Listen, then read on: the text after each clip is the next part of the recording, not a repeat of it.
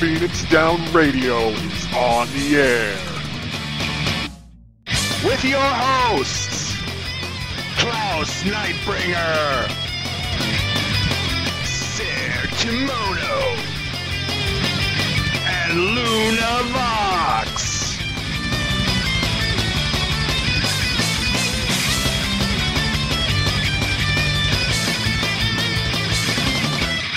Hello everybody, welcome to episode 5 of Phoenix Down Radio.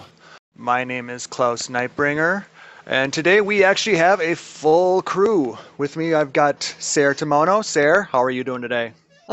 Pretty exhausted. I am telling all the people about all the fun tech stuff and flying drones, and it's great I'm getting paid for it, but it's tiring. Yeah, I can understand that, but flying drones, I've actually never done that. What's it like? It's surprisingly delicate. You have to use really gentle touches. There are all these unexpected air currents, even in just like this basic indoor room, and it will go all over the place if you're not careful. Interesting to know. Mm-hmm. And making her return to Phoenix Down Radio, we have Luna Vox. Luna, how are you today? Oh, it feels amazing to be back finally. We missed you, I must say. We really did miss you. So Ever welcome so back. much. Thank you, thank you.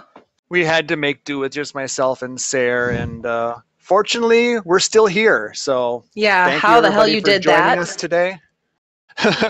Lots of Coke, apparently. Oh, okay. All the Coke. We need that to fuel our airship construction at all hours. I'm guessing that's how the Coke works. Something like that. Though, actually, speaking of airships, we're actually ready to go for 3.1. I don't know about the other people that are listening or watching us today. We are live right now at twitch.tv/Phoenix Down Radio every other Saturday night. So those of you who are here, you know about us. Awesome. Tell your friends. Tell your enemies. Tell somebody. Tell your mama. Come check us out. We're having fun. Sometimes I we think will we're poke having at you fun. in the chat. It will be great. But anyway, we are ready for the airship explorations. We have 3 rank 50 airships, so we can take everybody to these skies Well, for the man, low price of 1 million gil per person. dude, You I heard would it here No. first. It's not that Klaus, much. let's do this properly. We are going to do it for free. Our payment will be the screams of terror as something rips their faces off. No, we should charge for that. Come on. Aww. It'll be like Jurassic Park. So There are still dinosaurs. screams of terror. Yes, still screams of terror, but we also get gil. We can Oh. just pillage all their crafting items. We can do that too, but I think it's more. Hey, Woody's in. Awesome. We got our first Woohoo! customer. Sweet. Our first victim, I mean, airship companion. They can be both. No, airship companion. They don't know about the victim part yet. What if they like that? Well, who knows? Well, we'll make them sign a disclaimer, so it doesn't matter. Like, I think you're really underestimating the market for how many people are going to be like, oh man, I am going to die horribly, and it's great. You just like go back to your home aetheryte. You can die in messy and interesting ways. It's true. You can get stomped by a brontosaurus. Ooh. Can I just be blasting the Jurassic Park theme song the whole entire time we're up there, please? The I Weird am- Al version. Well, Mm. okay, for Kamito. I am oddly pleased that they decided to bring that enemy back. I was not expecting to see him. Well, they've had that type of monster in like 13, the Longui, Mm-hmm. but they didn't have. I'm assuming they're going to go with the Brontosaurus this time, but Yeah, which actually It is makes a kinda lot of it makes a lot of sense given how much of the other stuff in this expansion has been the callback to Final Fantasy VI, that you have that one really terrible, frightening enemy from it as well. very true. So, but I'm assuming that people will probably be charging for these. I don't know if we are going to or not. Probably not, to be honest with you. We like to help people out in the community, so we'll probably be bringing people along if you want to come along. But I assume people will be charging for this, so look Yeah. forward to that.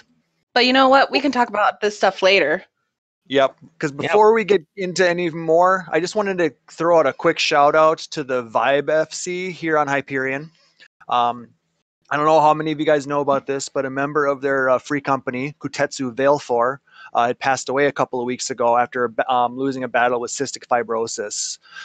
Just before Halloween on the 30th, they had a memorial party at their free company house to commemorate his life. And I was actually fortunate to be able to check that out, and it was really awesome to see all the people that were there to celebrate his memory, and kind of served as a reminder that, we're all people behind these avatars in the game. So remember that, just be cool to each other. We're all people behind that. And they put out a video of that. It was really, really touching little video. I'll put a link to it in the Facebook show notes after the show, so you guys can check that out. And but like I said, it's kind of sad when we lose somebody in the community. Yeah. I guess he was a longtime friend of theirs, even going back to 11. So. Yeah, our deepest condolences to you guys. And yeah, I know this is something whenever people say, oh, it's just a bunch of people on a computer screen, they're not real. This is the stuff I point to. These are the people you talk to day after day. You share your triumphs, you share your failures, you share your ordinary moments with them. And it really begins to mean something there. Yeah. Yep. I was lucky enough to be able to go there at all. I wasn't there for an initial meeting, but I was there after it. And like I told you guys when I was there, we're here for you if you guys need to talk, or if you need someone to distract you, hit us up. By all means, Vibe, we're here for you. We're all server mates, we're all a part of this game. So yeah. So getting back into some happier things. With the release of 3.1 on Tuesday, woohoo! Finally, Woohoo! Oh my god! About time. We are also getting a Final Fantasy XI crossover event. They are getting their last update to the Rhapsodies of Vana'diel storyline, and it's going to be the last major update to the game. So to coincide with that, we are getting a crossover quest called A Journey to Remember. Apparently, Iroha is coming to Eorza. They haven't said why yet, but the quest lines are going to revolve around that, and we're going to get an Amatsu armor set for completion of the quests. Yeah, that So really there'll be more details that come. So someone asked, like me, because I didn't play 11, who is this person? Oh, so I can talk a little about that. Been still playing off and on. I've been following the story a little. So the Rhapsodies of Vana'diel is kind of this big wrap-up, tie all the storylines together. And Iroha is this person who comes from the future. She is actually in the future. You're the main character's disciple. After all of your various adventures throughout Vana'diel, doing all that fun stuff, you apparently retire off to some island in the Far East, start training people there, and she's one of the people that you take on. She has come back to help protect the future against some unknown threat, big spooky thing there. And so she's sort of guiding you along, even as you're later going to be guiding her along. There's sort of like this kind of time loop thing going on with it. So what you're saying is that I'm Doctor Who, David Tennant Doctor Who, and she's my Rose Tyler. Sure, we'll go with that. Okay. We can make that work. Okay. Only she's wearing samurai armor. Oh, sweet. Yeah. Even better. But there's still all the wibbly wobbly timey wimey stuff. Well, Sure. we can deal with that. And you don't have to dip your fish sticks into custard, okay? Dang Hey, it. have you tried that? Don't knock until you try it, punk. No, actually, I have not tried it because I don't like fish sticks. You don't like fish sticks? I don't like fish sticks. I prefer Okay. my fish in sushi form. Thank you very much. Are Yeah, we really you and going me with the both. South Park joke here? Yeah, someone caught it. Yes. Not wasted. Oh, you love me. You know you do. You missed me. Oh, totally. The dryness we- in your voice suggests otherwise. We also had the NA team did a duty commenced episode to kind of go over the patch 3.1 notes that Yoshi went over in the live letter. There wasn't really much new there, but they did discuss aetherites, and they are pronounced etherite, not aetherite. Aetherite. I guess that was a big thing everybody learned from that. Yoshi Right. P will kill you if you call him aetherites. Indeed. Yes. He'll come after you, and he'll put a dead Paisa head in your bed. Ew. No, That- Squonk, why? That stuff stains. It does. You have to be careful of that. And then they went ahead and released the preliminary patch notes yesterday. We can Woo! link those in the show notes on Facebook after this, but we're not going to go through everything because 2 weeks ago we did go through a lot of what's coming up in 3.1, but what we will go through are some of the finer points. There's a bunch of new main story quests coming up, of course. Now, I don't believe any of the dungeons are tied to these, so you can start your dungeons without having to actually finish your main story quest line, which is kind of nice. So you can either jump into one or the other right away. You're not stuck going in a specific location. I'm not going to go through all of the different quests, but the notes do have who you talk to, where they're at, and what's needed before you can progress to the next one. There's going to be a new Beast Tribe settlement at the Sea of Clouds called Naki Island. That's where we'll be doing our Beast quests every day because we got to have the little mini Paisa minion and we have to get that new mount, right, guys? Hell yes. And, actual lore about the Vanu Vanu. That too, Does yes. anyone Plus else care plus about the Vanu Vanu? I do. Oh. I do. There we go. The only lore I care about is the dance. Gotta get the bushwhacker dance going, you know? It is a Gotta pretty have that sweet dance. But yeah, you have to be level 50 in order to start those quests. And they will Only scale 50? from 50 to 60. Only 50, yes. Huh. So And- if you've got like me I have a level 55 white mage, I can use that and do these quests and get them as a level 55. So Yeah. it And it's will nice scale. that they are going to do the scaling, that you're not going to have the ones of the similar ones where you have a set thing for it, and so you have to feel like you have to come in at just the right level, that it's either too slow or you need to push a little bit. None of that craziness this time around. And then there's a number of quests you'll have to do before you can get through all of that. So it'll probably take a few weeks in order to get max rank. So look forward to that. Once you do all the quests, you'll be able to unlock the Beast Tribe main. You'll be able to unlock the daily quests. So there's new item rewards that have been added to the Wyvern and Dragonskin treasure maps that we'll never see, right? Yay! And then We got Silk that one rate time. for items. That one time. Drop rates have been changed as well, so maybe some things will be better. So we'll see what that comes up with. Maybe we'll have to start doing maps again because Yeah. it kind of died off for a while there because I was getting bored of it.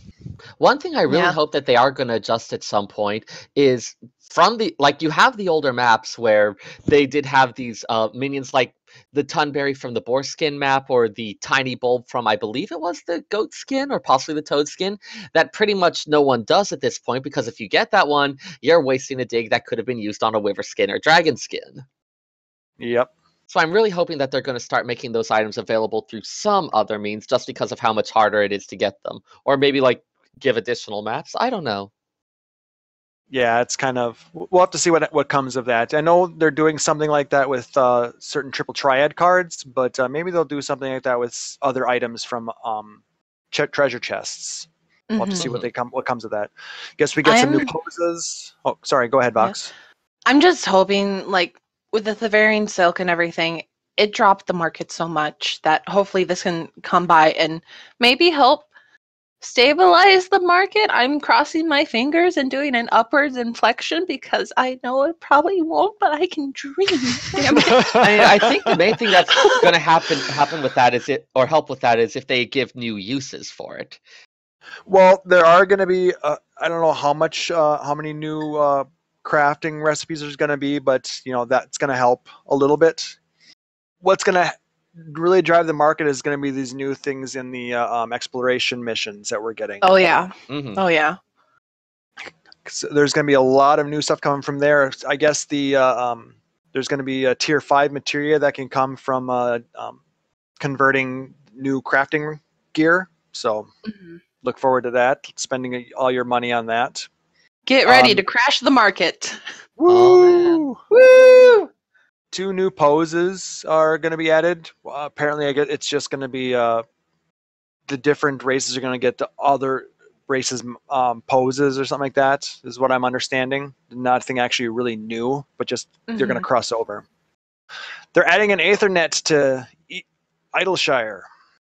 About damn time. So does that mean it's going to be expanding? Yeah, it's like, how many different places are there to go in Idleshire? I mean, it is kind of a long way to run between, like, if you go to that far north Summoning Bell, it is kind of a long jaunt to go from there over to the other side, but so maybe they'll put them around there. But I'm thinking it's going to be like Mordona, where they gradually build onto it. But Mordona didn't have an Ethernet. Yeah, but I can speculate. Like, I remember some friends had always speculated that as Mordona continued to grow and grow, that possibly someday they might actually make it into its own zone. That ended up not being the case here, but they might have built Idleshire with a bit more of an eye of how do we want it to develop as the patches go on. Yep. But the one thing that's going to change with that is the Goodly Adventure is no longer going to be used to send you directly into the hinterlands. You'll have to go through the Ethernet. Which that's fine too. The way they said that, it made it sound like the Goodly Adventure isn't going to be going away. If that's the case, are they going to give them a new use? Who knows? We'll have to see what happens with that. You'll also be able to ride your mounts in Idleshire, but you will not be able to fly. That makes me sad. I am still expecting to see massive amounts of behemoths stacked up in one place or something like that. Oh God. It's gonna become Mordana 2.0. You're gonna have the behemoths versus the fat chocobos versus the Gobyus versus the Twintanias versus the Midgard Stormers. So then the versus same the Sanua. The same people who want to get anything done will hang out in Mordona 1.0. Yeah, pretty much. It will be interesting. So, but with the new group pose that we're getting, it's going to make all those Machinima movies a lot more fun to make. It's true. Yay! The following actions have been adjusted. Gladiator gets a little bit of love. They get some TP adjustments on Goring Blade and Shield Bash. Shield Swipe is now an ability that does not trigger GCD. It has a 15-second cooldown, and the potency has been reduced from 210 to 150. So you don't have to worry about taking up a GCD to use your Shield Swipe. Yeah. So that's kind of good. Kind of good, but they still don't get damage buff. So congratulations, you're still a defense tank. No more damage for you. They're working on it. I hope. I really hope. What I'm taking from this is they're not making groundbreaking changes, but they are addressing some issues that they did notice needed to be made. Like Ninja, Mutilate, and Shadowfang has a TP reduction of 10 each. Mutilate goes from 80 to 70. Shadowfang goes from 70 to 60. Now this one I like as a bard. Heavy Shot. Actually, this one I'm not sure I understand fully. It says the timing at which Straight Shot's icon flashes while under the effect of Straighter Shot has been adjusted. So does it mean they're... I think I understand that one. Longer proc? I think what that means is I know when I fire off my heavy shots and if Straighter Shot goes into effect, oftentimes it takes a moment before it actually processes that and starts showing the free instant shot on that. And by that time, I've often queued up another shot anyways. Either that or I wait to see if it's going to activate, and then I slow down my DPS. Yeah, because I've seen it happen where it procced, but I hit it and it actually used a regular cast as well. So maybe that they're just adjusting how that kind of a lag type of thing with the mudras possibly. But what I like is Straight Shot has been reduced from 70 to 60. Thank God. Did that really make that much of a difference? I don't know my bard DPS that well. It's nice because you get 60 TP back per tick when you're in battle, and when you're running low and you're waiting to get TP back, and your Straight Shot's about to run out, and you don't have enough TP to cast it, and it drops. It's nice now you'll be able to cast it. So and it will reduce the amount of TP you use, not by a ton, but I can see that being helpful. You're not going to run out of TP quite as fast. And Astro Royal Road, no longer lost when you leave an area. So those dungeons that have multiple zones, Royal Road sticks. So that's some good stuff. So they're listening. like I said, they said changes are being made, but nothing groundbreaking. A few minor changes here. So let's see what comes in the future. We got more patches to come forward. So Mm-hmm. hunts are coming back, guys. Hunts are coming back. Centurios We- now be exchanged for the following item: a clan mark log for 500 seals. Oh, it's the bloody mark logs all over again. These mark So- logs can be used to purchase gob twines. I believe they mean carbon coat or gob coat when they said carbon coat, and a wyvern horn for the null mount. And you can now have 1,000 Centurio seals instead of just 500. Man, So that this means I really I'm not going to be doing hunts for a long time because they're always going to early pull now. Yeah, you can just do your daily ones. I Yeah. really, Yeah, you do I have your to say- dailies and your weeklies. I have to say, I really love that just this one stupid little coincidence of having Null be the Hunt Mark 2 weeks in a row took on this entire meaning such that now we have him as a mount. More null puns! Yay! Something in us broke that week. Not at this time, thank you very much. Ugh. I Please will null find you. forward guys. to it. I know not what you mean. I will Ah. find you. I will find you, and I will end you. This next one, I'm actually happy that they're putting in. They're putting a lock on the map. A hold button has been added which locks the map in position. When the map is locked, it will not close when escape key or the AX buttons are pressed. When using the gamepad, the map will still display when command submenus are opened and closed. Maps So you will stay. You can always have that map up even when you start doing other things. Yes, you can actually keep it up and hit escape and not accidentally lose it. Mm-hmm. They also put little marker on the mini maps. So when markers for party members and maps links are outside the mini maps display area, the direction of the marker will now display in a different color as well. So I cannot tell you how many that- times I've lost a friend trying to find them, having to open the big map, switch back and forth Mhm. between that, and just having that pointer is going to be such a big help.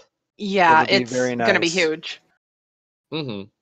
Especially helpful And- with the new airship missions, I believe. I think that's the biggest reason for it because those are pretty big zones and we're going to be spread out quite a bit. Mm-hmm. And Oh, you yeah. also saw that they're changing how the party list is going to work. It's going to gray out when somebody's out of range.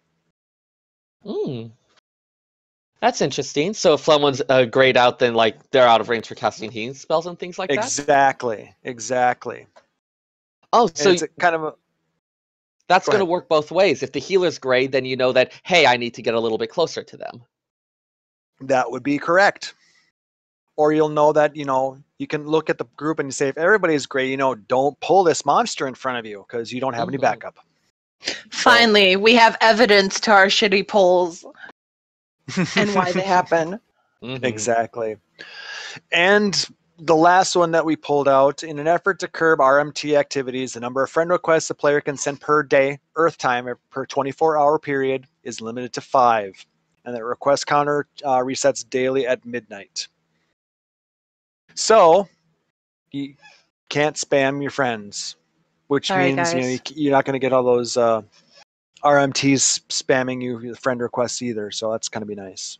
We That's can't also- all be friends today. Maybe tomorrow. We'll have a friend lottery. You can roll dice, and the top 5 rollers get to be my friend. Just do a random. It works, right? Flash You can random. either do a /random or you can just the person to pay him the most guild that day. I'm pretty sure Buy there's your a friends. I'm pretty sure there was a My Little Pony episode about this. This is how friendship works. Yeah, I'm pretty sure I saw that one too. Sounds legit. Yeah, I'll call it. So also, just before the patch notes were released, there was a moratorium that was lifted from interviews that different websites that had interviewed Yoshi P. That moratorium was lifted on the information that they had regarding patch 3.1 and what a lot of these things that he talked about meant. Now, there's a lot of stuff that we had copied and pasted into our show notes, but I don't know if we need to go over all of it. Some things that I noticed, like airship exploration, you have to be eye level 179 minimum, which I think that was also put in the patch notes now. Hmm. Um, They talked a little bit about the Void Ark. It's going to be somewhat similar, according to his notes here, to the World of Darkness. One of the big things, they learned a lot of the lessons from the Labyrinth of the Ancients, like all the fates you had to do to get into it, how much of a stop up that was, how angry people were. So they're going to make it a lot easier to unlock this time around. Mm-hmm. which would be nice. The full patch notes are going to be coming down on Monday, so we got that to look forward to. To read Um, every single line and overanalyze. Exactly. And you know that once people start pulling down the patch notes, people are going to be data mining that stuff too. So Oh, Of yeah. course. one thing that I do like here is they talked about what the darkness and light means in the patch title. He said it refers to three things. First, it refers to the grudges and boundary between men and dragons. Secondly, it refers to the darkness of the Void Ark and the bright adventures waiting on Diadem. And lastly, it refers to the warriors of light and darkness. I know that's where everybody thought was thinking it was going to, but the fact that it's talking about the boundary between men and dragons and then the Void Ark and Diadem too, so that's kind of interesting. Yeah. It's rare for them to put in something that just has one meaning. They like to have stuff that kind of echoes back, that ends up taking on additional stuff where you have this some idea that repeats in multiple places. They really like to get a lot of mileage out of that. They definitely do, and the localization team really pushes that as well. You can see that in a lot of the way they rename different quests or things like that for the different areas. Hmm. Koji Fox loves to do that type of stuff. Oh, yeah. Let's see what else here. As far as Minstrel's Ballad, Thoradin's Reign, you'll need coordination to be able to clear it. It's a bit similar to T9, and will also have a lot of gimmicks from the 2.x extreme primals. So there's going to be a lot of mechanics that we're going to have to deal with. They said it wasn't going to be a DPS check that was going to make it tough. So sounds like mechanics is going to be the big reason for it. So if you're looking for something to do, maybe get some friends together, go into some of those Primal X battles, maybe go in unsynced and just be like, okay, get some idea of here's the type of mechanics we run into, here's stuff to look for, here's how we get that together. Might give you something to do. Plus, you can pony farm. And they also made a note that the items that dropped from the bosses will now be dropping from chests instead. So we no longer need to do synced Moogle X farms. Oh, Whiskers man. will now drop from the chest. Same with like the heart and the feather and I can all that finally good make my stuff. delightful singing battle axe. I can Oh, get my joy. king's mailbox. So without having to spend 18 million on a whisker. Or Yeah. find 7 people who you don't hate and are okay with hating afterwards. Exactly. Yeah, lots of stuff that was talked about in the patch notes. So yeah, we don't need to go over all of this. Mm-hmm. They So- did say that with Alex, they're going to be unlocking the loot restrictions on normal, but not savage. They said around half of active players have cleared Alex normal, but the savage clear numbers are a lot lower than they expected. So they're going to keep an eye on clear numbers and make any needed adjustments around 3.15 time frame. Mm-hmm. And then for the next Alex on 2.0, they said they're probably not going to use the same normal savage division. So they're going to rethink how they're going to do that. Yeah, I've kind of wondered, is it just that people weren't interested? Was it too difficult? Was there something else going on? Because, I mean, we definitely saw people putting in a lot of that effort with the binding coil, being really gung-ho about it, and I haven't felt that same kind of energy for Alexander. Well, the Yeah. biggest difference between Coil and Alex is with Coil, the story was tied with that raid. With Alex, we got it in a story mode, and we just basically get a Minstrel's Ballad version of it for Savage mode. It's true. And so there's no story emphasis on that anymore. It's now only for gear, and it's for gear that's not all that much better. I mean, yes, it is slightly better than the stuff that you can buy with tomes, and you do need to go through it in order to upgrade your tome gear. But like I said, I mean, a lot of people just don't find that it's not incentivized well enough at this point. And Yeah, that's the biggest problem that people are seeing with it. I have to admit, I participated in a lot of the Binding Coil rating back when that was going on, in part because the story was the big incentive for me. I wanted to see just what the hell happened at Cartano. And Alex, I'm just not feeling it. I mean, I tried to get into it. I mean, I actually am taking a break from Savage rating at this point because I just got burned out from smashing my head against A3S over and over again, and the smallest little mistakes setting you back, and it wasn't fun anymore. Where at Mhm. least with Coil, you had that carrot on a stick that was there to lure you along. The story was the carrot, and it kept you going, and there was incentive with that. Hmm. Plus, the gear was cool. I do wonder Yeah. if the Savage gear doesn't appear any different, does it? It's just the difference in stats. And it's dyeable. That's the only other difference. It's I still the think it's same design, dyeable. though. It is. Prototype and Gordian gear are the same sets, and they're ugly as hell, if you ask me. Yeah, I Yeah. I cleared Alex once, and I haven't really been back. It's like I don't even like the way this looks. I mean, the only reason that I can even stand it is we have glamour. We can Yeah. just glamour over it, which I do. I mean, I'm wearing half Gordian stuff right now, and can't tell, thank God, because it's ugly. Papa Woody, you want to know what happened at Cardno? Nothing, absolutely nothing. We got out there and it went dark. There you go, problem solved. What about that big flash of light?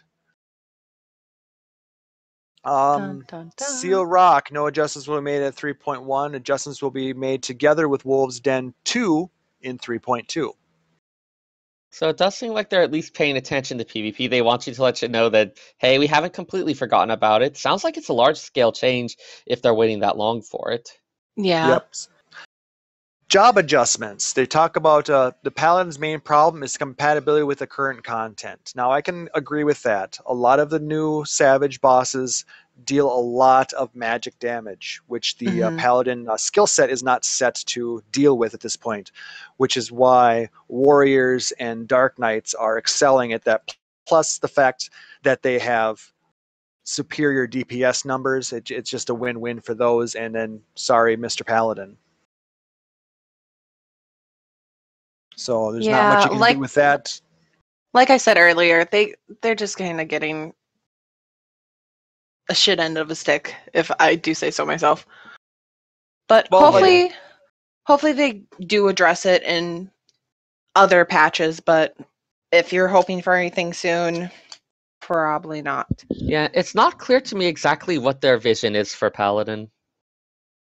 Yep, and they did say adjustments we made to address TP issues, which I read with the adjustments, but Mhm. no adjustment for DPS at this point. And they are aware that Clemency and Divine Veil do not have much use right now, so they're going to maybe look at either, I don't know if they're going to change what they do or if they're going to add content that utilizes what they foresee those skills doing.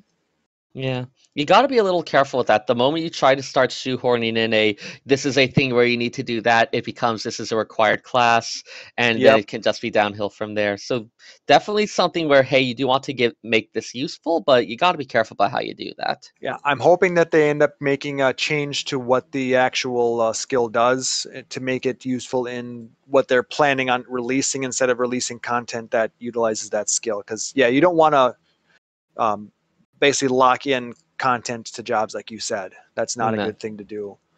But also, you don't also want to lock out jobs because of the way you designed content either, which they've done. So. Yeah, it's a moving target. I do feel like they do make a good effort and they're at least considering it. So we don't know yet, but I feel like I can believe that, hey, they will actually give this a good try and we may get something good out of it. What we're going to end up with here is more job homogenization, fortunately / unfortunately, just to make sure that anybody can play whatever job they want to and be relevant in whatever content they want to play. Mhm. Mhm. Which, I mean, we're seeing a lot of that. You know, take a look at Bard Machinist. The machinist skills that they have, they designed for that job. They work fluidly with the job. Everything is nice and smooth. It transitions well. It's a very well-designed class. Creating those particular skills to match with Bard makes it clunky, Mhm. causes issues.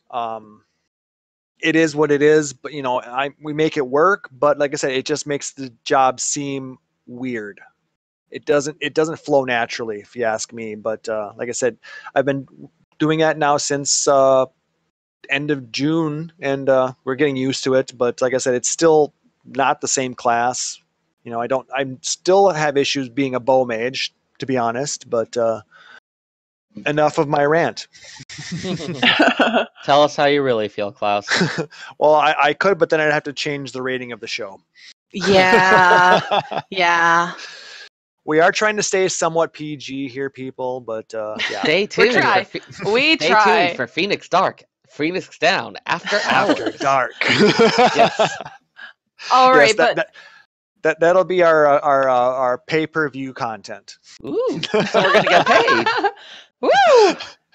If we get people who want to watch it. But guys, something else we learned with this brand new patch. It is now possible to ride mounts when you have your damn chocobo out. Oh my God! Yes. Right? You don't have to be riding your chocobo. You can ride other animals.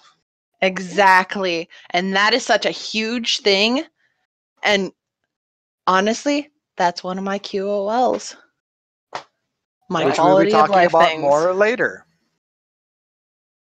And another thing that people need to know, the hairstyle contest that we had a while ago, if you want those are bought with MGP.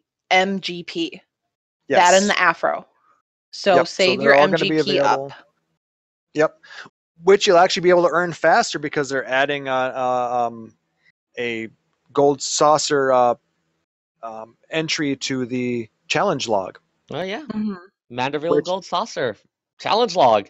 If you do all of them, just from the bonuses, it's going to be almost 10,000 MGP a week. Yeah. So I mean that's not insignificant, but I mean you got to do a lot of stuff like 10 gates and win so many of them and this and that. So there's like 10 different things that you can do. And that'll also count towards the regular challenge log completion, so you can also earn yourself a bit of gil in the process. Yep, and they And get also that added new in- roast turkey hat. Which to put on I'm- top of your potato. Yeah, I'm apparently supposed to get that hat the first day it comes out, so pray for Yep, me. you've been challenged by Nell. You Yeah, must have thanks, it. Nell. Thanks. That just seems so impractical. Why would you do that to a delicious turkey? Well, like I said, it's to go with a lot of potatoes. One of these days we're just gonna find your corpse in an alley, little Lalafell footprints all around. I'm calling it right leave a here. Phoenix Poor down. Klaus. Leave me Poor a Phoenix Klaus. down, please, and I'll be fine. Yeah, right. And then they also added new flying mounts, not new, but existing mounts that can We'll now be able fly. to fly. Yep, Mhm. we kind of Which talked about that a include little bit 2 The weeks drought ago. but- chocobos. Yep, the draft chocobos. Draft chocobos. Yep. X card on me. Yes, because I figured if I didn't correct you, Sarah would. Yeah, Eh. I can live with it. But we also get a flying Kieran. That's the one I'm looking forward to most. Those wings actually look pretty cool on it. That flying ADS system, I just worry that someone's gonna slip off of that and plummet. It just looks so unstable. Or you're just hoping somebody slips off of it and plummets? Not really. It's not like we have video cameras in Entertainment. Eorzea. Well, you But can we maybe- do have that idle camera now. It's So true. Maybe it'll catch someone plummeting to their death. exactly. I was just going to say the See? same thing. And, now I'm picturing in my head a bunch of Lalafells wearing fireman helmets carrying around a giant trampoline. What is Trying it to with you and the catch them. Lalafells this week? What, you don't find that funny? Klaus, do I need to buy you a Fantasia so you can become a Lala? I have 3 and I don't plan on using any of them. He's in denial. Give him time. And then now, the one thing that we're all not looking forward to is the maintenance time. It's a full Oof. 24-hour maintenance starting at 1 a.m. Pacific on Monday morning. So you will not get to play at all on Monday, guys. Yeah, that's some full-on server architecture kind of stuff. Mm-hmm. I'm assuming a lot of it's needed because they need to make sure that all 3 of their data centers are getting the updates properly, as well as doing the back end stuff for the Mudra lag incident issues. Not to mention the straighter shot one. Yeah. So I mean, they have to probably reprogram a lot of stuff, a lot of software in there, which means they're taking it down for an extended period of time, and they're probably maybe doing some other hardware maintenance as well. Yeah, as long as it's down, you might as well get that in there. Some of those servers are, a few years old already, so they might be getting some well-needed upgrades. Oh, little our little TLC. servers grow up so fast. They grew up so Aw. fast. That memory fills up so fast. Seriously. A terabyte Oh. isn't what it used to be. All right, so who's all hyped for 3.1 now? Me. Woo! Oh, also, one thing I want to throw in. The Manderville Gold Saucer, those 2 new games, you are going to get to see what life was like for Gatherers back in 1.0. I could not tell you how thrilled I was to see that. Just for oh my god, it exists again! I was like, really? You mean I have to deal with this again? Hey, I was pretty good at it. And like I said, I didn't play it for nearly as long as you did. I think I only had about 4 months in on the game before I gave up on it. Yeah. But it was interesting, yeah. I'll say that. My miner was higher, or just as high as my gladiator was at the time. So yeah, back when you could take a crafting or gathering class as your main class through the story. exactly. Yeah. It was a cute little touch to add that. I'm kind of glad that hey, they're still remembering this stuff, still seeking to make use of it where they can. I still remember a lot of the 1.0 stuff fondly. You've seen how often I refer to it in lore things, so I like it when you get those extra little touches. Yeah. Remember when we used to have to pray to RNGesus 12 times a day in order to get just one thing you wanted when you're gathering? Farm remembers. Okay, maybe it wasn't all great. Okay, moving on Yes. to our discussion topic of the day.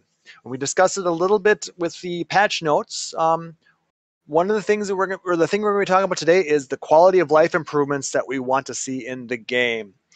Now, Square Enix actually does a really good job at listening to the player base and making these types of adjustments for us to improve our quality of life in the game and keeps us playing on a regular basis. Yeah.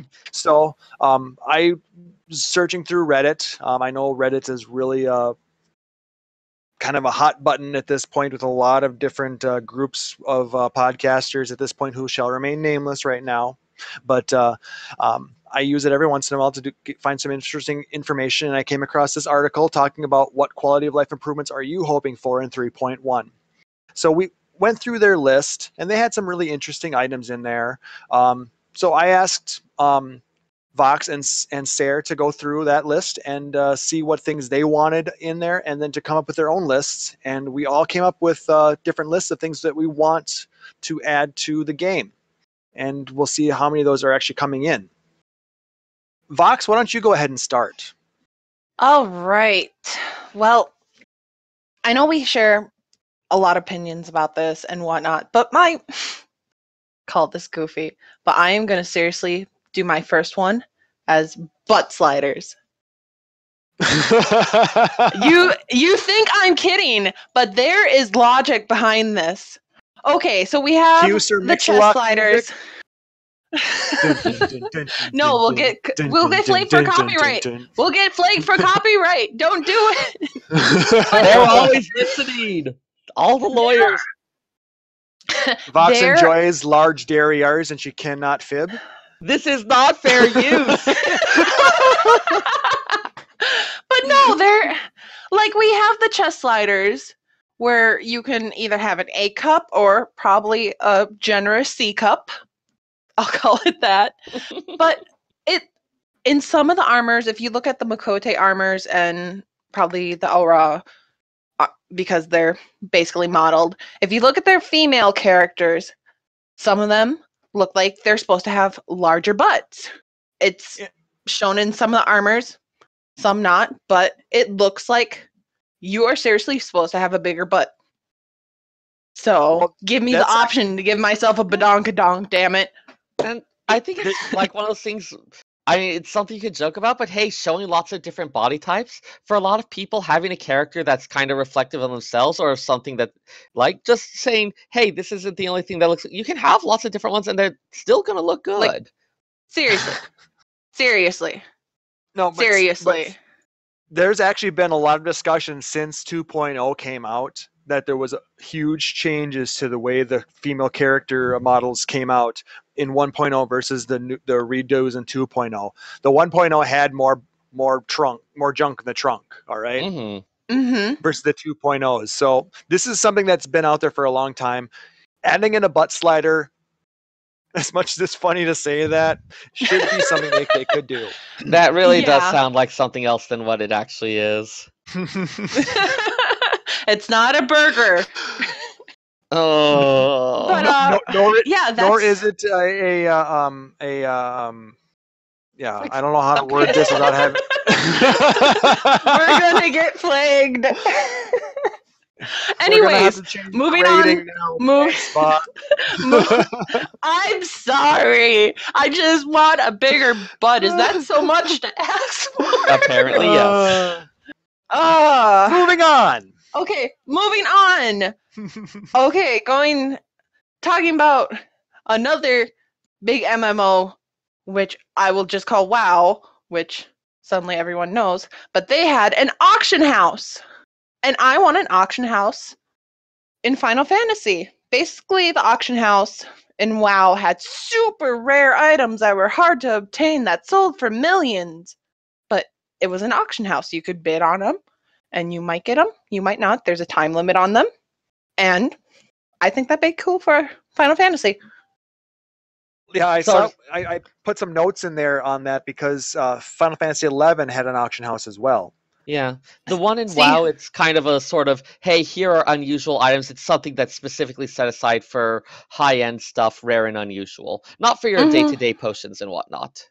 But I mean, you could also put a lot of the rare stuff. Final Fantasy 11, basically anything and everything in the game, except for very specific things, could be sold. I mean, remember Scorpion harnesses going for millions and millions of gil? Those Yep. tended to move to personal bazaars more often, honestly. Well, that was mainly because to avoid the tax in the auction house. Yeah. You did not want to list that thing over and over, have it not move, pay the tax on that. Yeah, because the big problem with that one, sorry, a little bit of a tangent here, you had to pay your tax up front. You paid 5% of your listing cost up front to list your item. And if it's sold or not, you still paid it. I Yeah. like what they did with the market boards where you pay it on purchase. But, and I'm sure WoW has it similar to where you pay upon purchase. So you could list it for free, but you pay when it sells. Oh, that reminds me, one thing I would love to tell people, because I don't know how many have actually noticed this. When you're looking at a listing and it shows the particular city-state's flag, that's where that retainer is. If you buy it from the market boards in that city, you generally don't have to pay the tax. And if it's a big enough ticket item, it is totally worth teleporting over there. Like, spend 200 on a teleport, save 10,000 in tax, totally worth Oh. it. Mhm. Or spend a couple of seals and buy some Aetheryte tickets and teleport for free. That too. So, Because not many people those are know things that. as well. Not many people know that, but that's why that's there. That's why that matters. That can save you a lot of money. And on top of that, also, each state has its own tax rate, which is variable. If you look right now, Ishgard has a lot lower tax than Gridania or the other city states. So And often where they you do that. list, you as the person will pay less to list your item. They usually do that as a way to encourage people to be setting up shop in one area or another. It's kind of a little bit of a load balancing thing. Yeah, that too. So Yep. apparently, they want a lot more people to have their retainers in Ishgard right now. So because it's only 2% tax versus Yeah. 5. Yep. And, well, moving on from that, because that totally just gave me a new discussion topic Okay. for another show sometime. But All right. Okay. Write moving it on down. from that, back to my QOL wants. Da-da-da. Want MPG to be more valuable than it You mean already is. MGP? MGP, whatever. Miles per Gubu. Oh, How many but yeah, goobers are you going through? 10 All million the Goobu. goobus. So, anyways, Anyways, I want it. Like right now, we only mainly use it for glamours and minions. I And want cards. consumables, I guess, but I want consumables. huh? What sort of consumables? Oh, like maybe buff foods for MGP.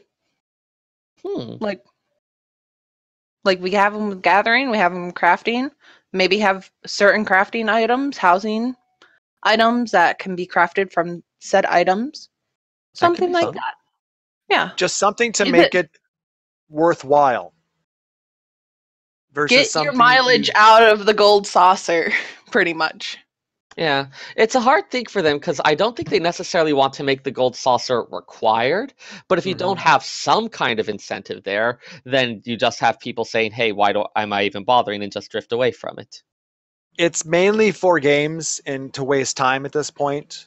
Mhm. But I understand where you're coming from. You know, basically the only thing that people are doing is they're saving up their million MGP so they can get Fenrir, or they can get their cloud card, or they can buy their glamour items, or this or that, or raise chocobos. I don't even Mhm. know why I'm hoarding it at this point. It's just a thing I do now. Ooh, I should buy my tickets.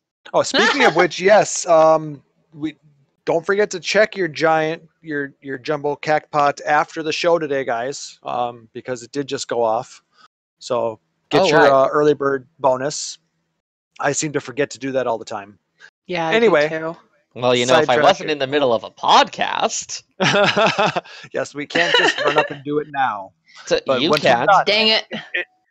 those people maybe watching and playing, go ahead and check it out. Maybe let Go us know get what it your is on Hyperion. free MGP. Dude, the camera's not focused on me. I could totally go grab it. This is gonna be great.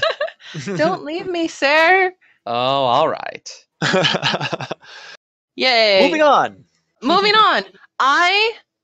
Okay, so since we started doing maps, it really kind of irked me that when you store a map on your retainer, or if you're trying to sell it, it counts as the same thing. Like, I want to be able to sell a map and store a map at the same time. Yeah, since it's a unique item, it's saying, oh, you're selling one that's in the same space as a stored one, so you can only have the one there. Exactly. I don't want my selling inventory to be counted as my stored inventory. For basically anything, The probably. reason they do that, I understand where you're coming from on that, but I believe the reason they do that is if you leave, if let's say you away from the game for a week, everything that you're selling comes off the market boards. So if you already have a rare item in your inventory, what's going to happen to the one that's sitting there? It's basically going to get lost. The other thing that I know that happened, you saw this in Final Fantasy XI as well. People would use, or actually also in 14 1.0, people would use. There was a personal bazaar, like you would walk around. You could put items in it, and it actually was counted as a separate space. And so people would bazaar something for the maximum price allowed. They didn't want anyone to buy it. It was just, hey, here's an extra inventory space. So I could definitely see where that's an annoyance. I think they want to balance that against the people who are going to say, oh, hey, here's another spot I can jam things into. Now I can store another 20,000 piles of dragon toenail clippings. Whatever it is people do these days. Because you can never have enough dragon toenail clippings. I'm sure the alchemists use them. To make Sounds dragon like an toenail clipping soup. Wouldn't that be culinarian? You are Alchemists have to eat banned. too. You are banned from the Bismarck, sir. Well, see that the people who are banned from the Bismarck have to eat too. No, they don't. They do not. They do not deserve the privilege of eating. We will can magically serve sustain their fun. life somehow. You hurt me. You hurt me deep. Oh. Moving on. Anyways, Moving on. You're saying that a lot today. Because we seem to be sidetracking very easily today, which is fine, but still. we're Moving on. small children. We're small children on the inside. Oh, look, I a want bunny. a raid, right? I want a raid roulette. Raid roulette would be awesome. Raid roulette. And have it be like the big token weekly thing for esoterics. Yeah, I feel like you're Like- going to have to make the reward really worthwhile to make people willing to check their luck on that. Especially if you're Yeah. throwing in the 24-man raids. Yep. Yeah. Yep. And like maybe throw in a new mount or something. Or something. Just give me raid roulette. That might also be something that they add in once they have a sufficiently large number of raids available. Well, they've already got 3 coils. They have how many X primals? They've got the Crystal Tower series. I mean, I think they've got enough to do it. I mean, we have expert roulette that has 2 freaking dungeons in it. It's true. Mm-hmm. It wouldn't be all that difficult to add another one. You know, give it a let's say make it a once a week thing, and Mm-hmm. you complete it. It gives you a clan mark book, Ooh. or maybe even straight up an upgrade item, like That'd be nice. like a gob coat, you know, for accessories, Mm-hmm. something like that. I could go Make it for just that. a once a week thing, or they could even throw that in as a just a quest like they had for the Crystal Tower series. So I mean, Yeah. there's ways they can incentivize it, but do something in order to randomize what raid gets utilized. Yeah, I can see that. Mhm. You know, because how many people are really going into Coil right now for other things other than glamour right now? Yeah. Yeah. Maybe if you're new and want to see the storyline and want to play through it yourself because you're bored and you can. But Yeah. I have still not watched the YouTube videos. I am going to see that for myself. yeah, I'm If wanting one's to get spoiled yet. through 10, 11, and 12 as well. I've done 13. I finally got my 9 clear not that long ago, but I still need 10, 11, and 12. Eventually we'll get there. Free Company will eventually do it. We tried to do it at one point, but life got in the way. We all know how that goes. scheduling. Mm-hmm. All Moving right. on. My next thing is a huge thing. And it's also in Just my like- list as well. Exactly. This is a huge thing that I think should be incorporated, but it's not for some reason. Just like other people can meld gear for you, I want other people to be able to repair my gear. So, And like, get paid let's say for we it. go, yeah, we can tip ya. We'll Yes. give you our gil. Take my gil, damn it. And just, it wouldn't be that hard to incorporate it into the game. Like, if I'm in a dungeon and, oh shit, I forgot to repair certain X item for this, would you repair this for me? Sure, no problem, buddy. Yeah, here's 1,000 gil for the time. Having Right? other people repair your guild was also something that was done in 1.0. So I Yep. wonder if there is some particular reason that they took that. It doesn't seem to make sense otherwise. Yeah, No. it really doesn't. But, you know, and to add on to that, and what I had in mind was to be able to do it while in dungeon. Yep, that's another thing that's There's been a Yeah. number of times when we're in the middle of raid and somebody's gear breaks. I Like, may have had that happen you during have to hard. back out. I may have had that happen during hard roulette a little while back. That was kind of embarrassing. But you could repair it yourself, right? I did not have any dark matter with me. dun dun dun. There was shame. There was Turn in great your shame. crafter card. Turn in your crafter card. You're done. You're But I was done. using it for discounts. But Oh. yeah, as Yeah. long as somebody has the dark matter on them, they should be able to repair another Mhm. person's gear Yep, and be able to tip. Yes, I fully agree with that. yep. It just seems like something that should be in the game, but it, for one reason or another, isn't.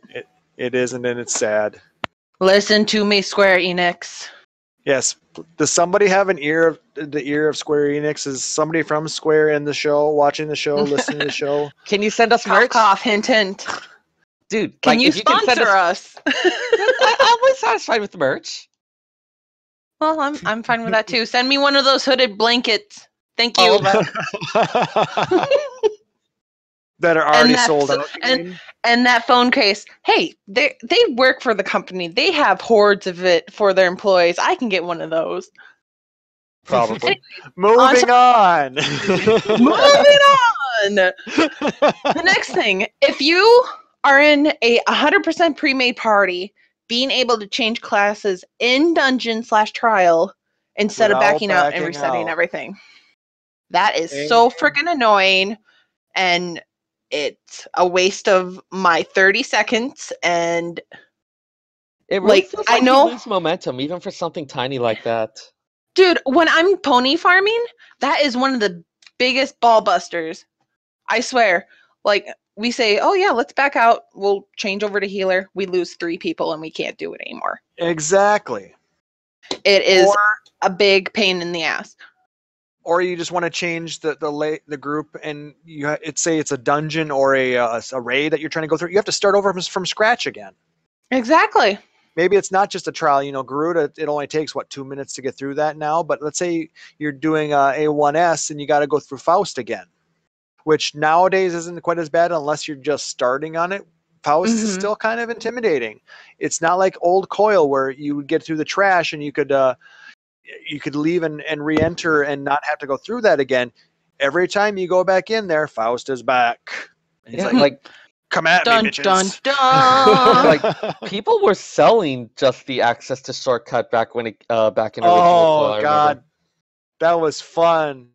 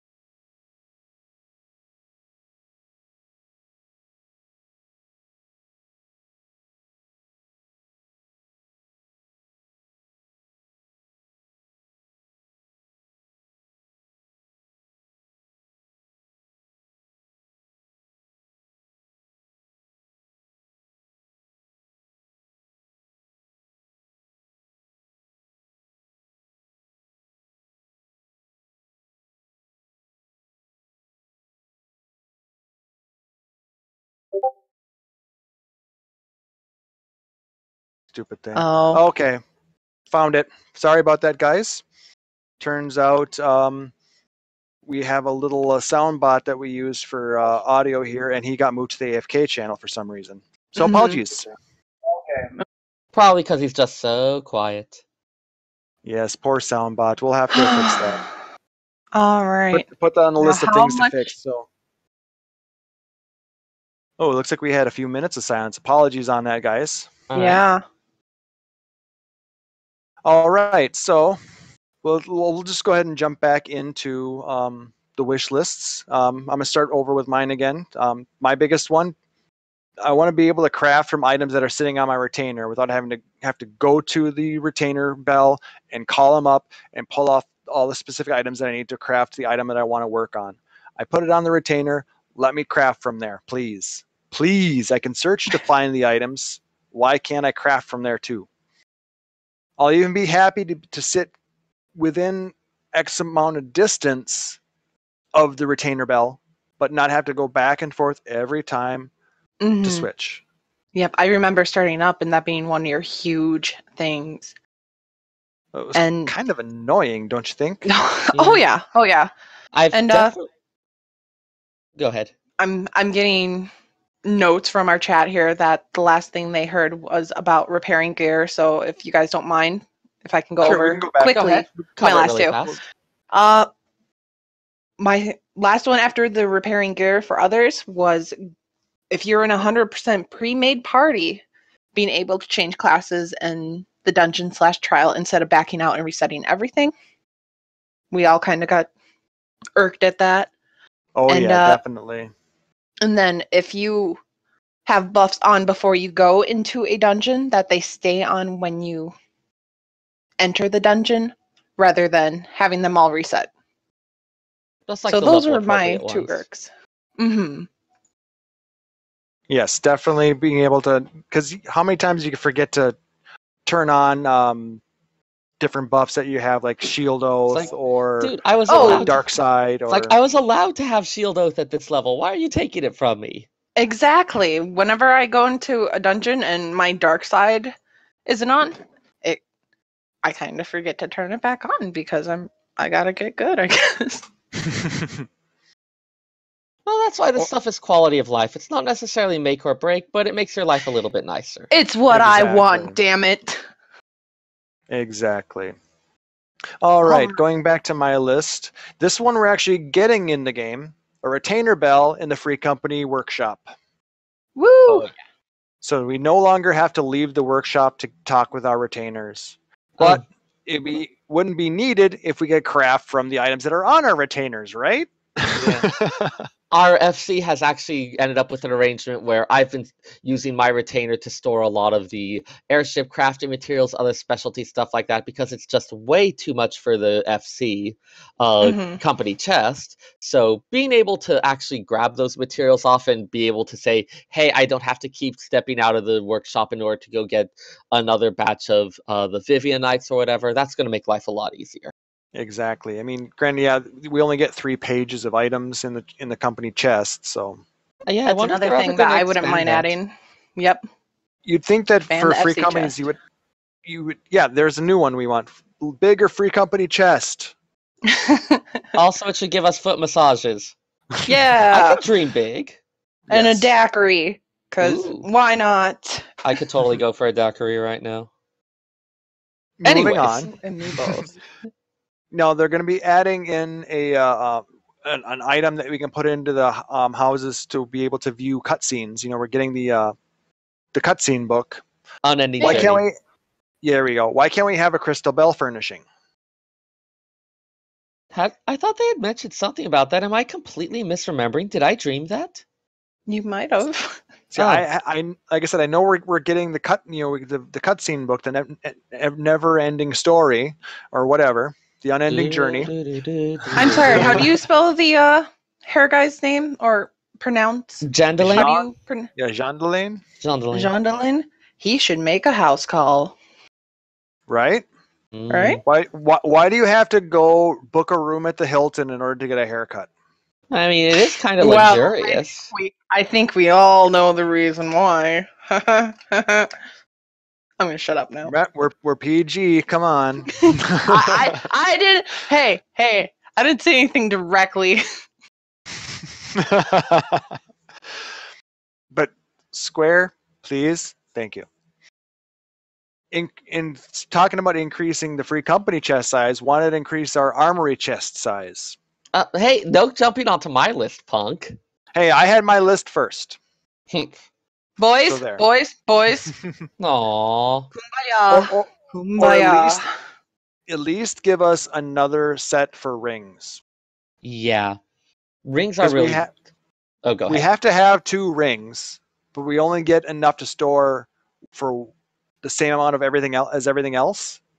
Really? Come on. So give us a larger armory chest. Besides, my armory chest is full. I mean, it is full. Too bursting. Yes. How am I supposed to have all these different things that I need to, that we pick up in the dungeons? And I've got my inventory is full of all this other crafting stuff that I have to hang on to me because I'm going to go craft after I'm done with this dungeon. So we need more room. More room. Never enough room. I am convinced the rent that is too damn high. Does rent is that too joke damn apply high. here? I am convinced that the actual true currency in an MMO, it's not gil, it's not gold, it's not whatever it is how much inventory space you have. You will trade everything you have for 5 more inventory spaces. Look at the Gobby Bag quests. Gobby Bag.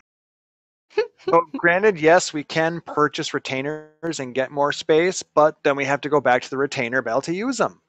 Mm-hmm. So it is a vicious cycle. It's a very vicious cycle. They need to make like a retainer whistle. Yep. Or one thing that they could do to reduce the amount of gear that we're hoarding onto is something that we can draw from Blizzard on. A glamour list or a catalog. When you get an item, you can use it to glamour, and then you can get rid of it. No, you don't have to hang on to every single Allagan piece, so you can glamour it onto the next set of armor that you pick up. Guilty as or charged. Hang on to every. So how many of you guys have retainers that are full of Allagan gear? Sarah, raise your hand. Oh, it's up. Wait, retainers plural? You probably. I'm still raising my hand, but I just wanted to verify this. Well, I used to be that bad, but now it's sad because I'm gonna have to then now go back and get some of that gear because I did pawn it off because I needed more room. Like one of my retainers is exclusively for Heavensward gear. The other is for Realm Reborn gear. So I have problems. Yoshi, you're telling us that giving us more inventory spots is going to take up a lot more room, in memory. Give us a glamour catalog. That's going to get rid of half of people's inventory. I can just drop the mic on that one, right? Sure, I'm good with that. But I do have a couple more.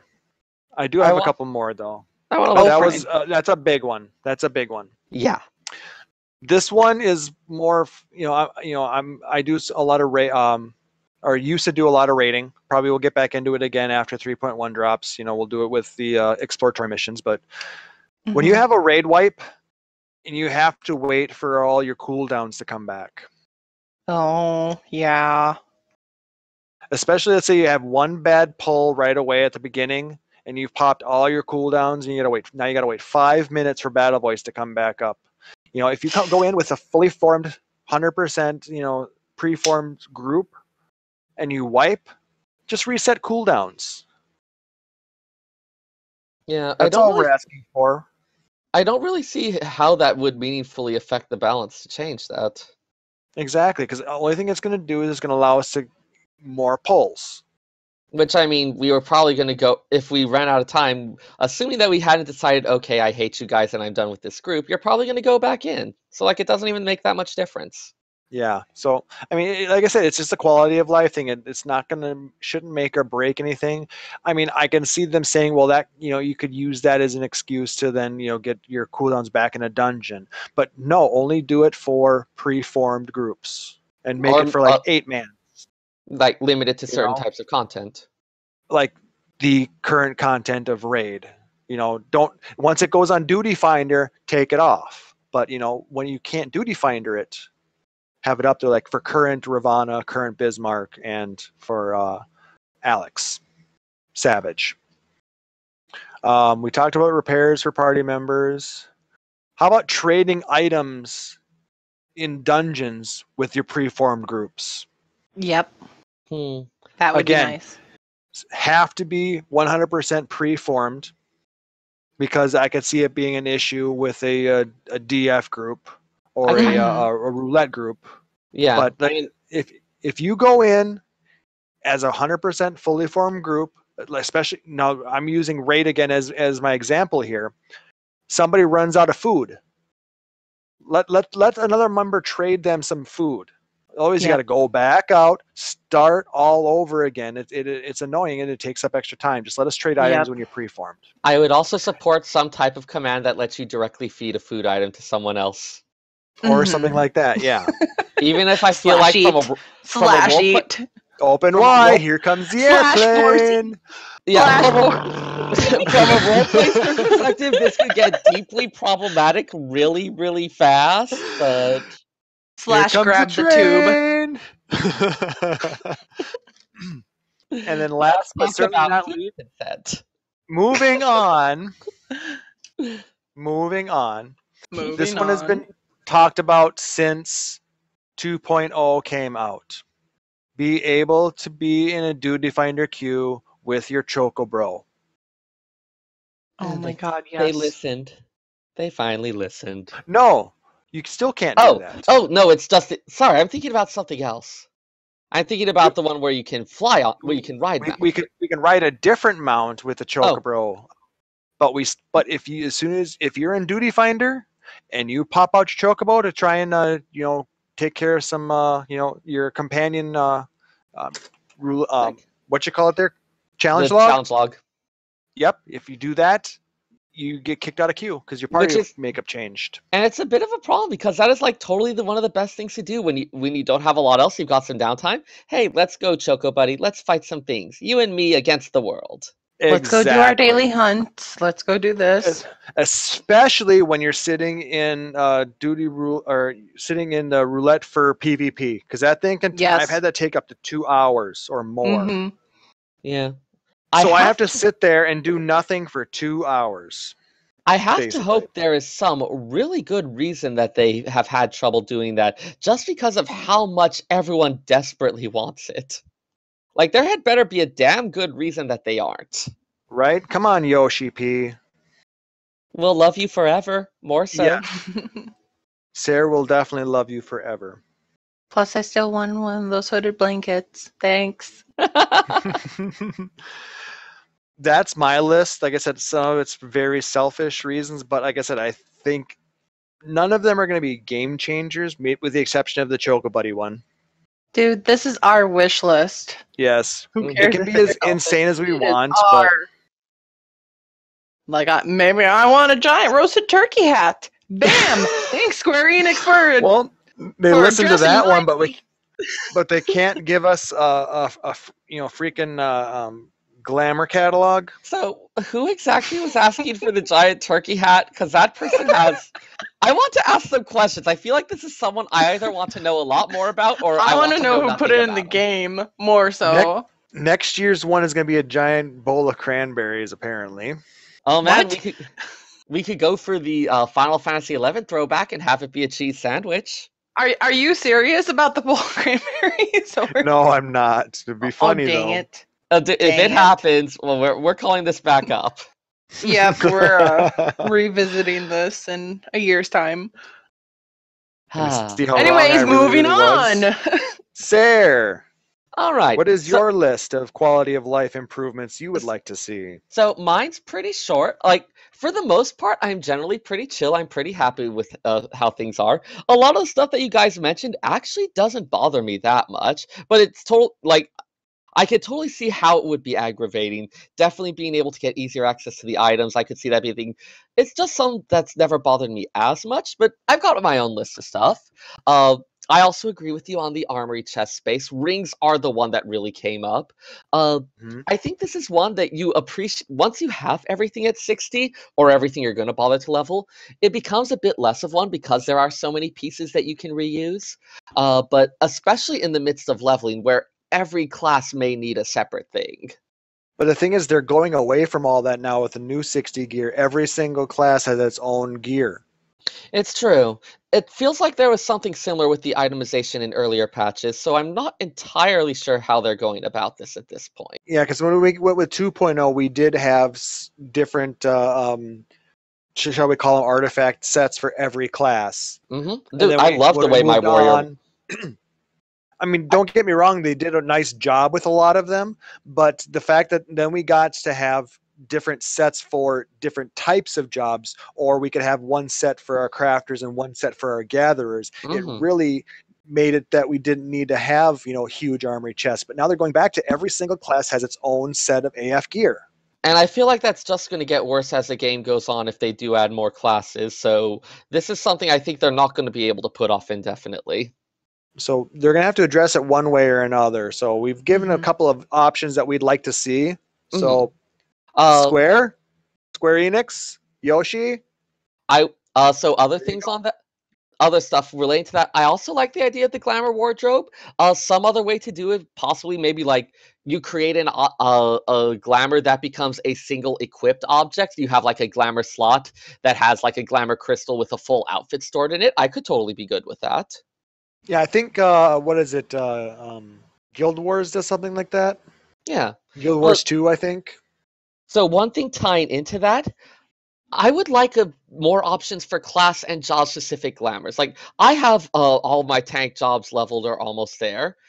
I want them to be stylistically different. When I'm going around as a warrior, I want to be all fierce and savage and bestial. When I'm a paladin, I want to look all like kind of knightly and noble. And right now, the only way I can make that happen is if I do have some job specific piece, because then the glamour won't carry over to the other job. But if Mhm. you're running your Gordian gear for all of that, it's going to look like one specific Right. item. Or Then it's if just they can't wear it, then the glamour won't show through. So then it's like, then in that case, it's okay. Am I the big hulking tank with an axe or the big hulking tank with a sword? And I want them stylistically different. That matters Or a the lot. big hulking tank with a bigger sword. It's true. So just some way to be able to have glamours that are going to be a bit more class and job specific. So even when you have the same role, you can still make them stylistically different. Yeah, that would be Because nice. damn it, Yoshi, this is Endgame. It totally is.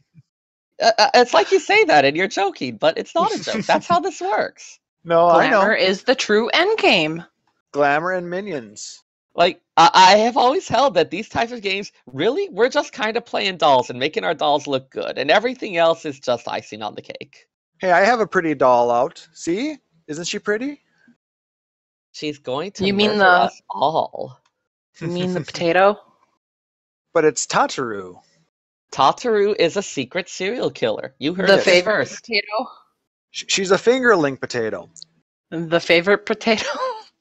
She might not even be a secret on the serial killer. She's Like- a sweet potato. Aww. Sweet potato fries. Oh, Yes. I Moving want on. Anyways. Damn it, now I want sweet potato fries. Well, I have Anyways. sweet potatoes, which I'll be having after our meeting. Anyway. Other things, I'd like some way to get shards en masse. I mean, ethereal reduction, I really love that they added it. Really good way to get crystals and clusters. But especially on Culinarian, my shard numbers are really starting to hurt. This is especially a big issue with Culinarians, where you often do need a lot of shards for making a lot of those lower level materials. The butter, the vinegar, all the various things that you do keep needing over and over. Which I appreciate. Send your that- slaves.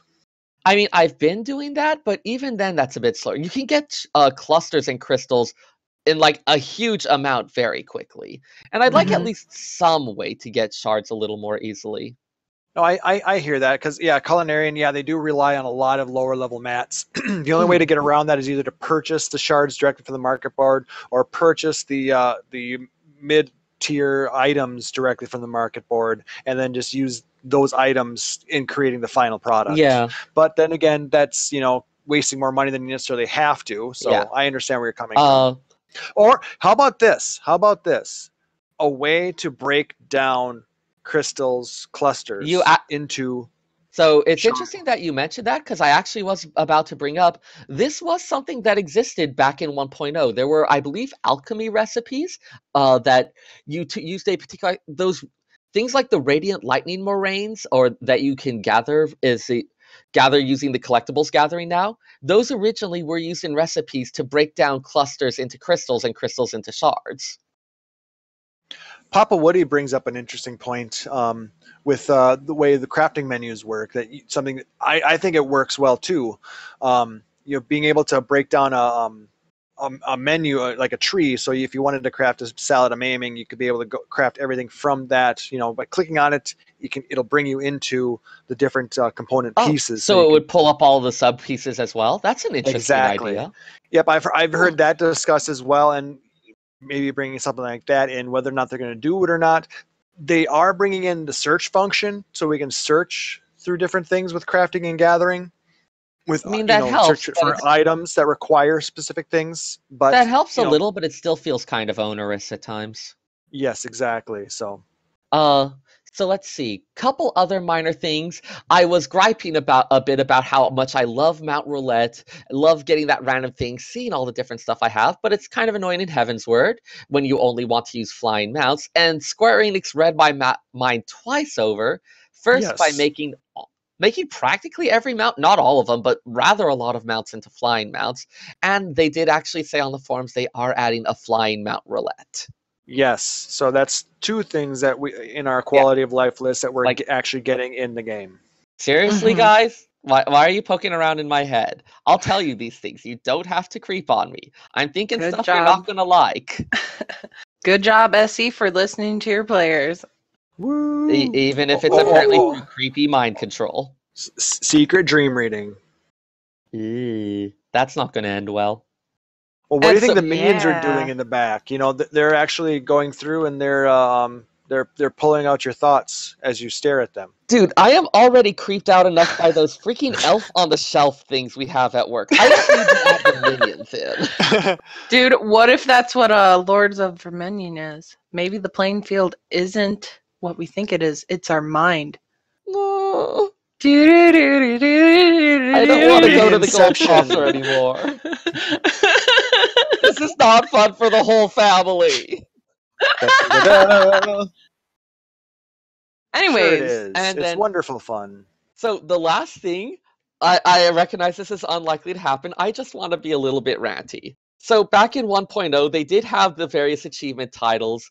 They had a bunch of them for the offhand gathering tools. You guys might see, I guess you can't see here, but you might see, I have of the forest pools. They had stuff for using the offhand tools in all the different areas.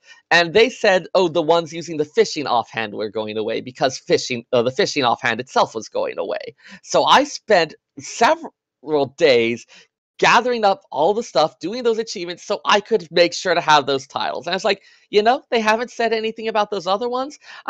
So they'll probably stick around until 2.0.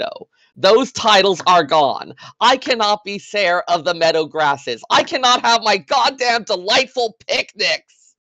Oh, but we can have tea parties.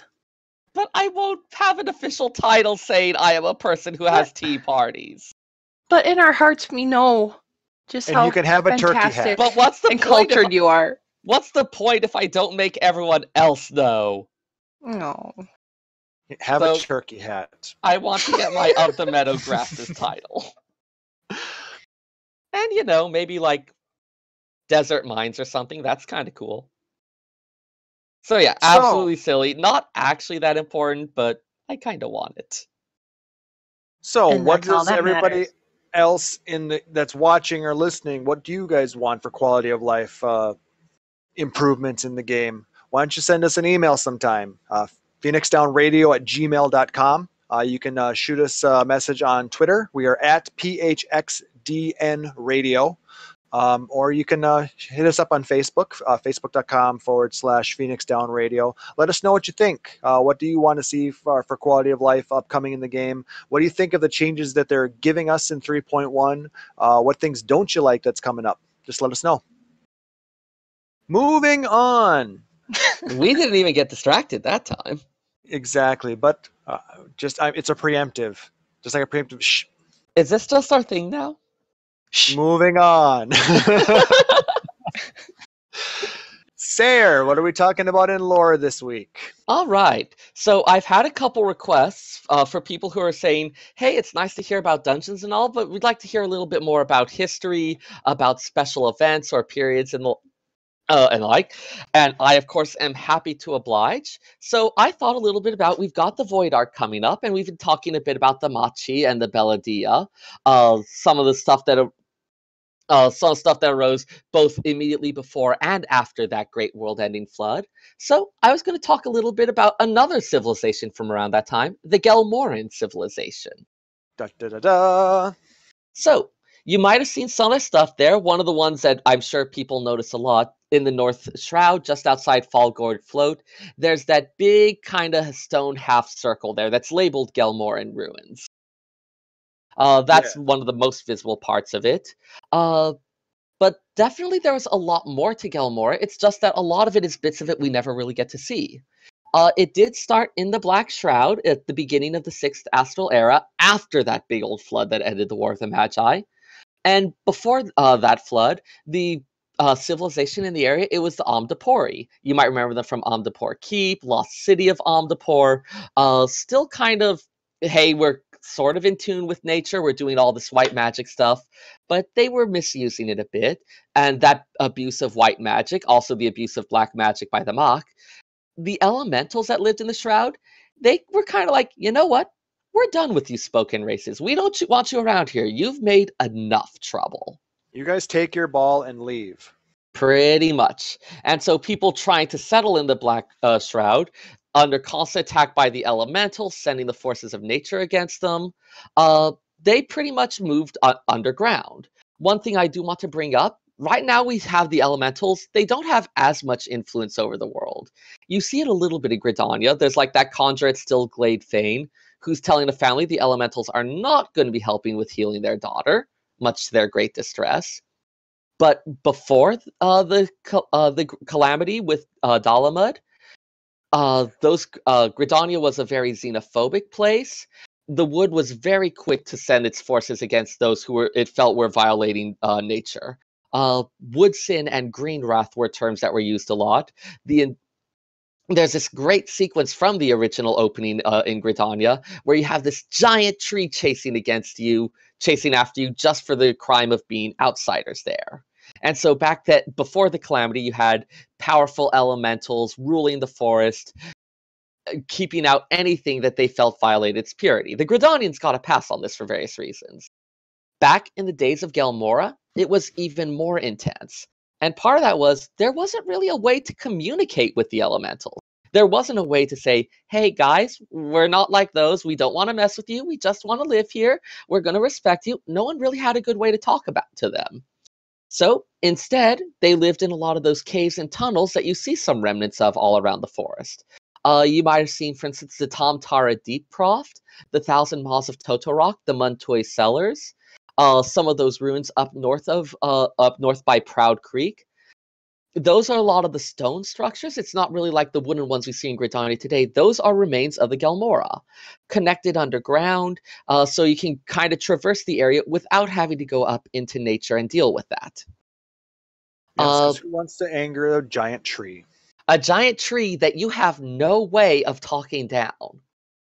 It was a bit of a difficult life for them. There are some side quests in the South Shroud. 2 Elezen naturalists who are exploring Isamhar, which is an underground district, was kind of the residential district, so the area where they lived.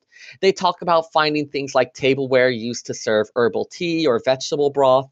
So we can kind of see, hey, they're living a very hard scrabble life, whatever they can manage to gather. Maybe if you're feeling very brave or especially hungry, you're going to send someone up into the woods to see what you can grab before they manage to send the trees against you. A lot of the Elezen, the Duskwhite Elezen in particular, they have that pale appearance. A lot of them do have their origins in that Gelmoran civilization. That's actually part of why those naturalists are researching it. They kind of want to do it as a revival. You definitely see talking to NPCs in Gridania. They don't treat the Duskwite very well. Part of me wonders if it's something about, hey, you guys are a reminder of this time when the elementals didn't like us, when we had to hide out. We are past those days. You guys are a relic of the past. The fact that you can't, that you have these throwbacks to it, it shows that the elementals don't favor you. And so you do get a lot of that ugly Gridanian xenophobia and prejudice, even against people who, Racist. yeah. Oh, it's more than racism for that. It's any kind of outsider. It's definitely toned down a little bit now, but that xenophobia was very present back in 1.0. People would constantly, even if you were an adventurer who started at Gridania, they made it clear, you're an adventurer, you're an outsider, you're not a true Forestborn. Forestborn was another term they used a lot. And it's kind of interesting to see you have this whole insular nature having to hide from the forest when they actually do manage to learn to communicate with the elementals. The elementals were not kind gods, constantly demanding sacrifices, children who were kind of a quasi-sacrificed to them, who became thralls of the forest and were used by it to enact its bidding. So, yeah, much like the Beladians, Gelmorans are rising shortly after that flood, trying to make their way in a hostile setting, and we see over time they were able to develop that magic was rediscovered in a much more limited way because, again, very concerned about ticking off those elementals. Yeah, plus, they didn't have them to draw off of as well. Exactly. It actually is something that came up in the 1.0 White Mage quests. You do end up talking with and working with an elemental who is later found to be the one that was responsible for leading the elementals in their rage, their wails and anger that supposedly brought on that huge flood. One of the cornerstones of the quest is trying to convince this elemental that, hey, people have changed. You don't need to flood us out again. So yeah, Very interesting. That's the Gelmorans. A lot of the information is scant about them. We can't really get into those residential districts to look around as much as those naturalists are working on it. But hopefully, as we do have the Void Ark, we're going to be learning a bit more about the 5th Astral Era and about the stuff that arose from it. We'll hopefully get a little more insight into those civilizations. Yeah, because we've gotten to see quite a bit about the Andapur. Now we're going to get to see about the Mach. Mm-hmm. So it'll be very interesting to see what we can pick up, and maybe some of these other ones will maybe delve more into the Gelmoran civilization. Indeed. I can't wait. Thank you very much, Sarah. Of course. Oh, Sarah, I love your lore segment. Oh, thank you. Yes, they're actually proven to be very popular among the people who listen. So we're glad to have you, Sarah. I just like hearing him rant. Because he's so into it and I love it. I'll also throw in, just as a little bonus piece, since we did get all of that wonderful stuff about Aetherites, definitely go and listen to that Duty Commence if you haven't had the chance. A lot of it is stuff that we did know about already, if you're the kind of person who talks to every NPC that you see. There are the NPCs by the Aetherites in the cities, and they'll tell you a little about why they're here, why they cost money, all that good stuff. But there's also fun stuff like Aetherites that may have been created by the Allagans or even earlier civilizations, naturally occurring ones that the Beastmen repurposed. It's something that it's both something modern that we construct, that we use in its own way, and something with this ancient history that's been that we kind of just take and remake into our own. Kind of interesting, given that they are essentially crystallized life energy.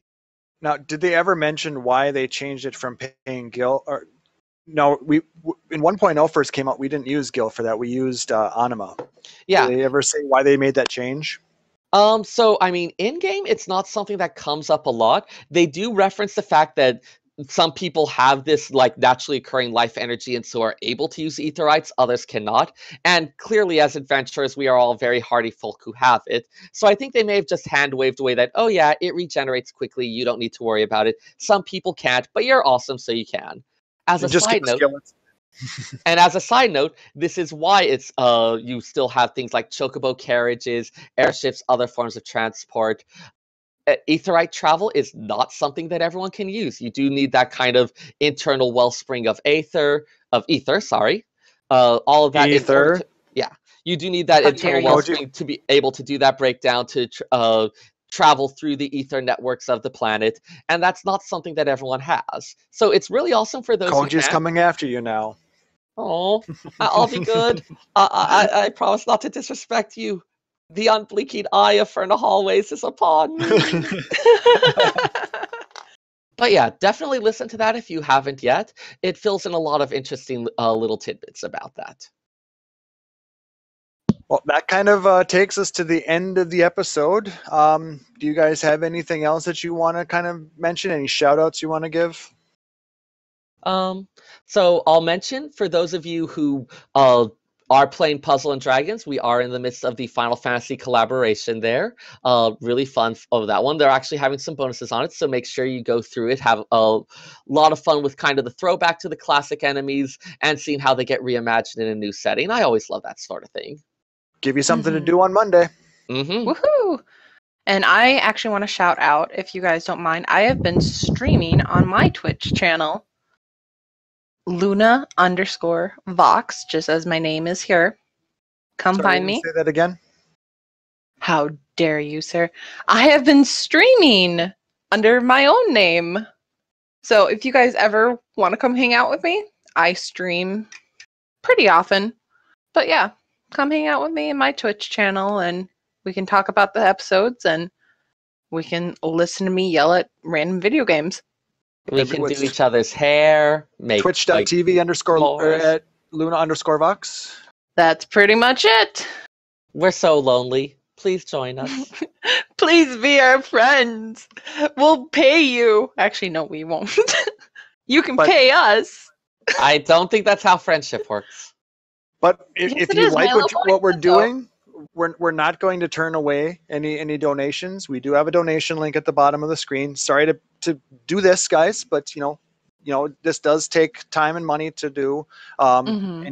If you guys like what we're doing, feel free to drop us a donation. Any donation we get is going to be used to improve the quality of our equipment, get a web page going, good stuff like that, so we can keep doing this on a regular basis. Maybe if we get enough support behind it, maybe we'll move to a weekly show, things like that. So, best thing you can do for us right now at this point is tell your friends.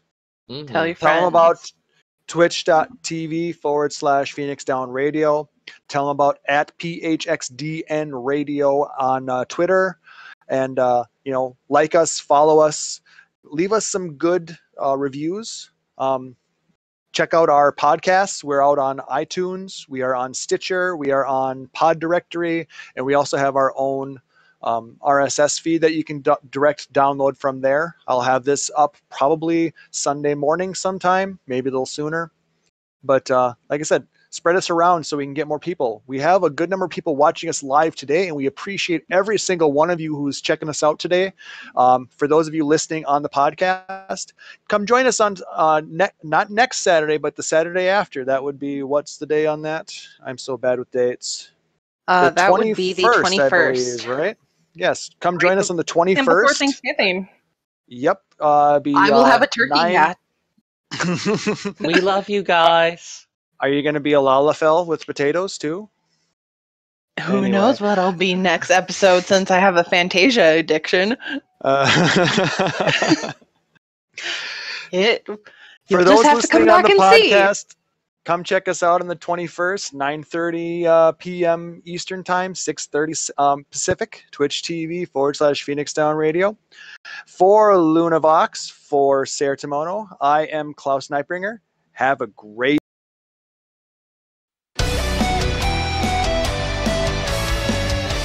Phoenix Down Radio is a production of Phoenix Down Radio and Illusion Productions. Final Fantasy XIV and Eorzea are trademarks of Square Enix. In-game content for this episode is a copyright of Square Enix. Opening music for Phoenix Down Radio is provided by Guilty Gear Rock You. Check out their Metal Chocobo theme cover and many other music videos at youtube.com / Guilty Gear Rock You. Closing music for this episode is provided by Guitar Wanker 90. Please check out their full version of Atoya's Cave and other rock video game covers at youtube.com / Guitar Wanker 90. The views and opinions expressed in this episode are those of Phoenix Down Radio and its hosts and do not reflect the views of Square Enix.